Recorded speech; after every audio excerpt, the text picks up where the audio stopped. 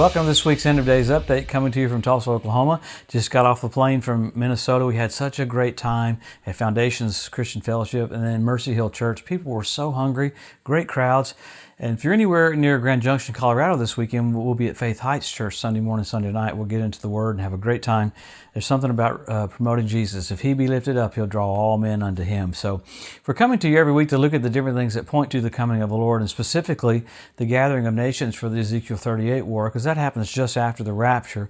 And we do that because the rapture is signless, but the second coming has tons of signs. And man, we're seeing stuff every single week that point to the gathering of nations, specifically the ones that will be in the Ezekiel 38 war. They're doing things right in front of our eyes, very blatant, very exact what the Bible said they would do. So that tells us we don't have a lot of time left. So as we get into these things, it's all about an acceleration. When we see the finish line, you run faster, not slower. So all this information is to motivate us to get the book of Acts basically finished. It got started 2,000 years ago, and you're getting to finish it off. So we sure appreciate you watching. Colin and I thank you so much for watching every week. We'll get into a lot. There's so much that happened this last week, so we'll try to get into it. We'll start first of all with Iran.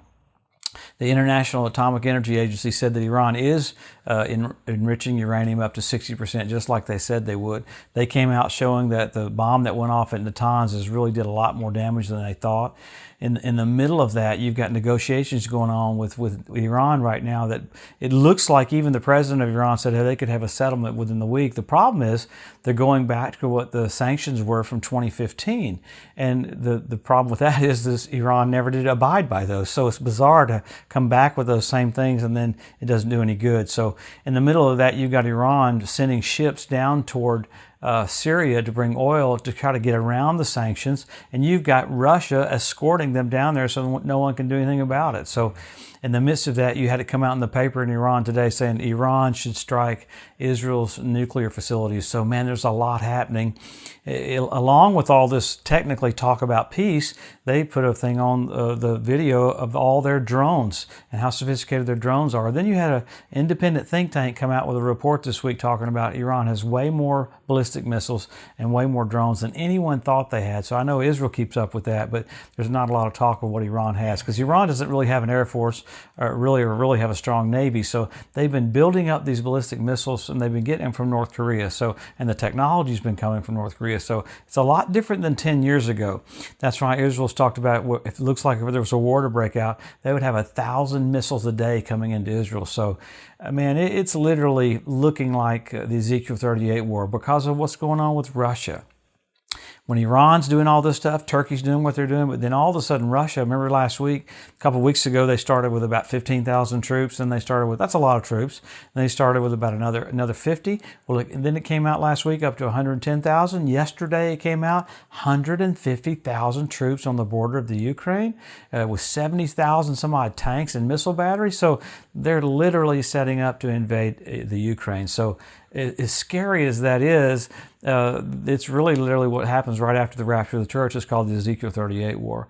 It goes back to Old Covenant time after the church is raptured, to 7 years of Old Testament. So God, I say it this way, He's going to do rat-a-tat-tat with His baseball bat. The Bible says 5/6 of Russia is pushed back, or 82%, so that the heathen may know that He is God. So you're watching all this play out right in front of our eyes. And it's amazing, I haven't even seen a report at all about China setting up a base in Iran. I mean, they're bringing 5,000 troops from China set up in Iran to basically protect their investment, all the money that they put into Iran, $800 billion to keep Iran afloat. A report came out this last week in the Jerusalem Post saying that Iran was close to financial bankruptcy, the whole country as close as they could get. So it's weird how all these nations keep helping Iran circumvent the sanctions that are put on them because they say publicly they want to annihilate Israel. So it's bizarre. And then you had Russia doing a blockade. So you had naval vessels coming from England up into the Black Sea, and Russia said, you're not coming in here. So I'm totally intrigued that the rest of the world's not really talking about this. But you did have France's President Emmanuel Macron say, hey, we've got to have a red line here. This is crazy. We can't, as a NATO nation, we can't allow Russia to do this. So in the midst of all of that, you had Israel with Benjamin Netanyahu. He was not able to form a majority, so he said, let's just have open elections. It's so much happening there with the policies of Israel setting up for Jesus is just about to come back. But in the midst of that, you had a massive earthquake in southern Iran, had a massive earthquake in Indonesia. You had an asteroid fly by in Spain. They could see it for almost a full minute. They could see a fireball from it. So we're living just before the coming of the Lord. How blessed are we that He wants the message out. So you have to be a voice. You have to be a witness that Jesus is coming so soon. So all of this info is because He loves you so much. He wants to bless you, wants to strengthen you, wants to encourage you. So as we get into all these things that are pointing to this, we always go back to the signs. Number 1, Israel made a nation. Number 2, Jerusalem went back. After that, you got the Hebrew language restored. Then you got the Ethiopian Jews brought back. Then you got the fertility of the land of Israel. You got the revival of the Roman Empire. You have the Temple Mount Institute. Man, they're ready to start having sacrifices right now. You talk about being in position. Jordan's even talking about how they have oversight of the Temple Mount, but there's so much going on about the Temple Mount as well. So we get into all that. Men will be lovers themselves. You have selfie sticks. You have 172 different species of predatory birds. That's radical. You have the cleanup crew in Israel right now. So you had fish show up in the Dead Sea. You had foxes show up on the Temple Mount.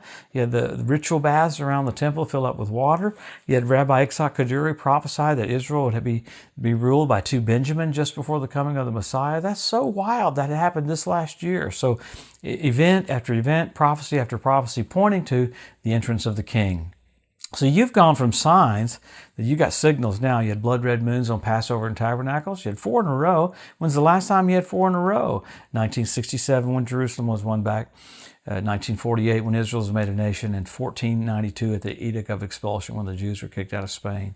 So amazing. And then after that, you had the Bethlehem Star. That's so cool. People don't talk about that much, but man, at the birth of Jesus, you had Jupiter, Regulus, and Venus come together. The constellation was Virgo. This last year, NBC Nightly News, so we have a celestial event. Man, my ears perked up. You have Jupiter, Regulus, and Venus coming together. You have the Bethlehem Star. Man, the heavens are preaching to us. They're showing forth the glory of God. What was the constellation? Leo. He's the Lion of the tribe of Judah. So there's many more things we could talk about, the stars that I don't get into every week, that were coincided with specific things happening to the nation of Israel. What's getting ready to happen? You're getting ready to see the church depart and the earth go into a 7-year tribulation so Jesus can present Himself to His brethren like Joseph did. Everything is being set up for the entrance of the King. Wow. The earth getting ready to receive God. So what do? Help our local church, help our local pastor, get the message out. Jesus is just about to come back. It's so low-key in some areas, but so over the top in some areas. But I'm telling you what, we've got to get the message out. We have a lot of work to do in a short period of time. Why? We're about to see Jesus face to face. Man, thanks for tuning in this week. We'll come back next Wednesday. We'll look at the stuff that happens around with Russia and with Iran, specifically Turkey as well. Man, those 3 nations are set up for the Ezekiel 38 war. We're so privileged and so blessed. Have a wonderful week. We'll see you next Wednesday.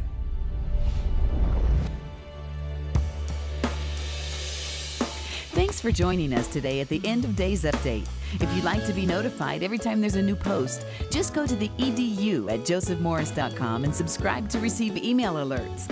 If these posts and updates have been a blessing to you, please consider making a one-time donation to help get the message out, or even becoming a monthly partner with Joseph Morris Ministries.